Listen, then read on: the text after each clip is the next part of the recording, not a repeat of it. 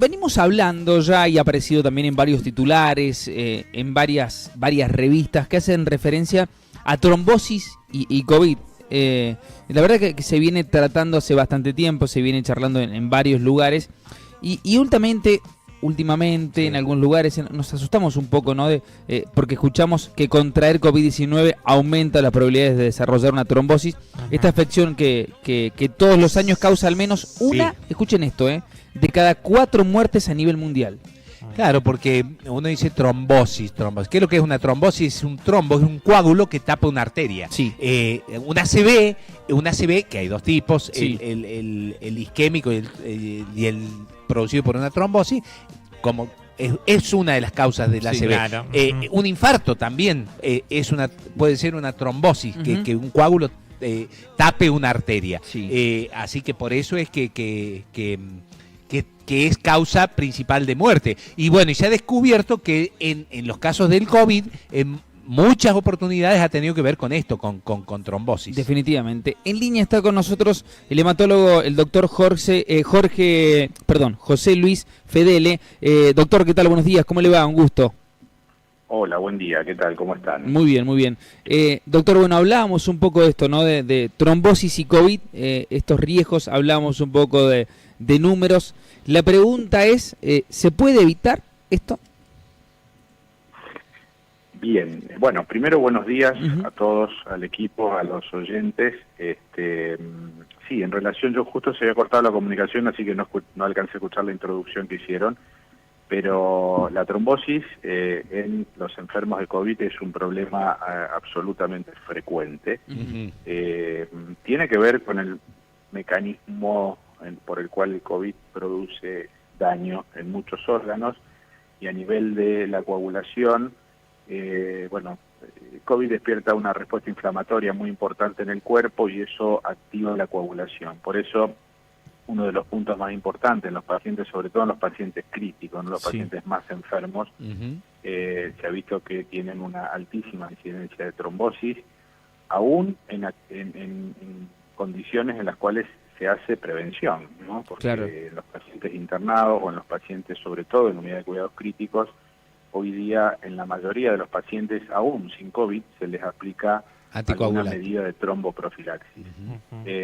Pero lo que hemos visto es que con medidas de tromboprofilaxis habituales hay aún así una incidencia bastante alta, con lo cual desde hace unos cuantos meses se viene viendo la posibilidad de modificar esas conductas habituales porque la sensación es que nos estamos quedando cortos con las medidas habituales de prevención. Pero efectivamente, como vos decís, es un problema muy frecuente e incluso también es bastante frecuente en los pacientes post-alta, ¿no? Pacientes que cursaron su enfermedad, que se van a su casa, muchos de ellos quedan con una movilidad muy reducida, quedan muy débiles después de unos cuantos días, con mucho tiempo de reposo en cama, y eso es uno de los principales factores de riesgo para trombosis venosa. Y por eso también estamos viendo mucha trombosis que nosotros le llamamos post-COVID, que sería post-internación. Doctor, por ejemplo, y digo a modo de prevención, ¿podría ser una buena medida post-COVID, alguien que ha transitado el COVID, tomar, por ejemplo, esta aspirina o este geniol que viene cardíaco, digamos, que anticoagula un poquito, tomar una de estos genioles por día? No hay hasta el momento recomendaciones generales. Eso quiere decir que vos no le podés indicar a todos los pacientes que se van a su casa o los pacientes que están cursando la enfermedad en su casa, o sea, que tienen una enfermedad leve. No hay recomendaciones generales, o sea, no podemos todavía, porque no hay evidencia, indicarles o una aspirineta a todos o un anticoagulante a todos. Para eso nos basamos en los factores de riesgo tradicionales, o sea, si hay un paciente que tiene COVID leve, que está en su casa, o aquel que cursó una internación y se fue a su casa, y que además tiene factores de riesgo adicionales, como por ejemplo haber tenido una trombosis previa, tener un cáncer, qué sé yo, estar en reposo mucho tiempo o tener un territorio varicoso muy importante con poca movilidad, que son todos los factores de riesgo tradicional. Entonces ahí sí evaluamos darle algún tipo de prevención, pero por el momento esta conducta sigue siendo individualizada al paciente y no como conducta general. Bien. O sea, no le podemos dar a todo el mundo lo mismo. Perfecto. Bien, doctor, buenos días. También se habla en las redes, se ve, que se lee, que se dice que después de la primera dosis también puede tener una trombosis. ¿Eso es cierto? De la primera dosis de la vacuna, sí, ¿verdad? Sí, de la vacuna de COVID, sí. Sí, mira, ese es un tema muy importante que lo traigas a colación, porque estamos recibiendo cientos de llamadas y de consultas por día por este tema. Se ha reportado casos de trombosis relacionado con las vacunas, no con todas.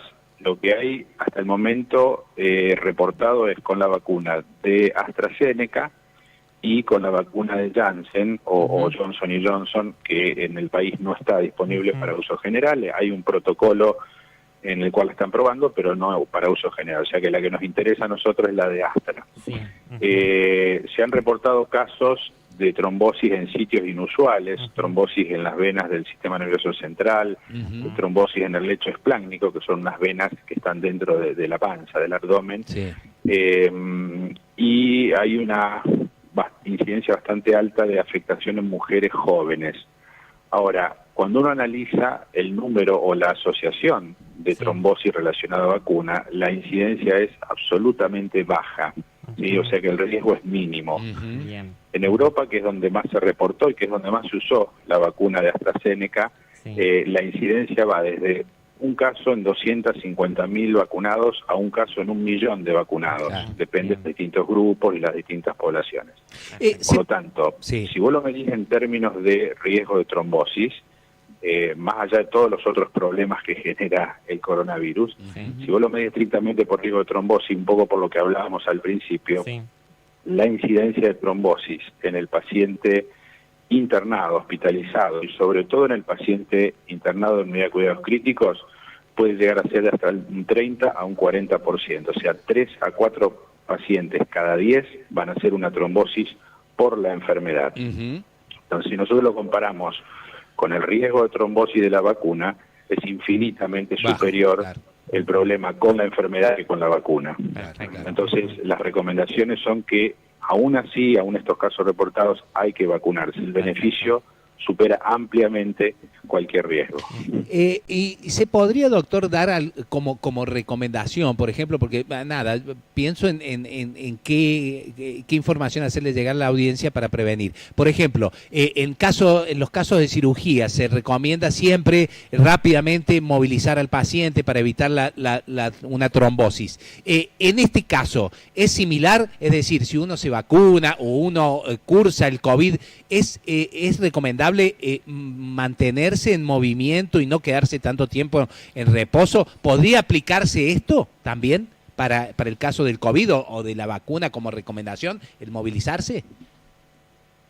Bien, es una buena pregunta esa. ¿Por qué? Porque yo lo dividiría en dos lados, dos partes. Primero, una es la incidencia o el riesgo de trombosis asociado a COVID. En esos pacientes que están en su casa o que se van de alta, a eso sí hay que recomendarles movilizarse todo lo que puedan, mantenerse bien hidratados. En algunos casos donde hay territorio varicoso se puede utilizar medias elásticas o vendas elásticas, y en algunos casos seleccionados se puede indicar la profilaxis con farmacológica, o sea, con algún medicamento para prevenir. En general, los pacientes, por ejemplo, que están aislados en su casa, que cursan la enfermedad en su casa, a veces dentro de su casa están aislados a un cuarto, porque tampoco quieren tener contacto con el resto de la familia, entonces están básicamente tirados en la cama todo el día. Entonces los pacientes, recomendarles que se muevan, que se mantengan bien hidratados, y si hay factores de riesgo adicionales, ahí se evaluará con el médico tratante la necesidad o no de usar alguna medida farmacológica, heparina generalmente o algún otro anticoagulante.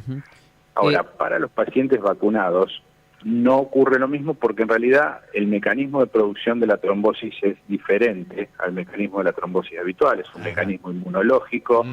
La vacuna genera algunos anticuerpos que se unen a las plaquetas descienden, por eso siempre el cuadro de trombosis asociado a vacunas va con un descenso de plaquetas, del número de plaquetas, Entonces, en esos casos la movilidad o la buena hidratación o las medias elásticas y demás, o aún la heparina, no tendrían demasiado efecto. Por lo tanto, en estos casos no hay una recomendación puntual. Simplemente estar atentos a la aparición de algún síntoma que ocurre generalmente entre los 5 y 15 días posterior a la vacuna, y ahí sí obviamente consultar enseguida y no demorarse. ¿Cuáles serían los síntomas? Por lo que se vio, el mayor número de casos o de afectaciones, como te decía, de las trombosis venosas del seno, de los senos del sistema nervioso central. Por lo tanto, el síntoma fundamental es la cefalea. Bien. Y en segundo orden, la afectación de las venas espláncnicas, que son venas del abdomen, se manifiesta como dolor abdominal. O sea que si una persona tiene cefalea, sobre todo una cefalea intensa, persistente, distinta a un dolor de cabeza habitual, o tiene dolor abdominal también persistente, una semana, 10 días después de colocarse la vacuna, debe consultar inmediatamente. Bien. José Luis, muchas gracias, un placer, hasta la próxima. Bueno, gracias a ustedes por permitirme este espacio. Quiero hacer una aclaración nada más. Por favor. Yo pertenezco a un grupo que se llama Grupo Cooperativo Argentino de Hemostasia y Trombosis. Bien. Somos un grupo de muchos colegas que trabajamos a lo largo del país y que, bueno, nos hemos puesto un poco en esta misión de difundir información, porque hay mucha información, a veces hay sobreinformación. Entonces queremos tratar de, fundamentalmente, transmitir tranquilidad. Pero bueno, un poco la idea de todo este grupo que viene trabajando desde hace un tiempito a lo largo del país es esto. Así que les agradecemos a ustedes la posibilidad de brindarnos el espacio para transmitir esta información. Y nosotros a usted, muchas gracias. Gracias, doctor, hasta la próxima. Chao, buenos días.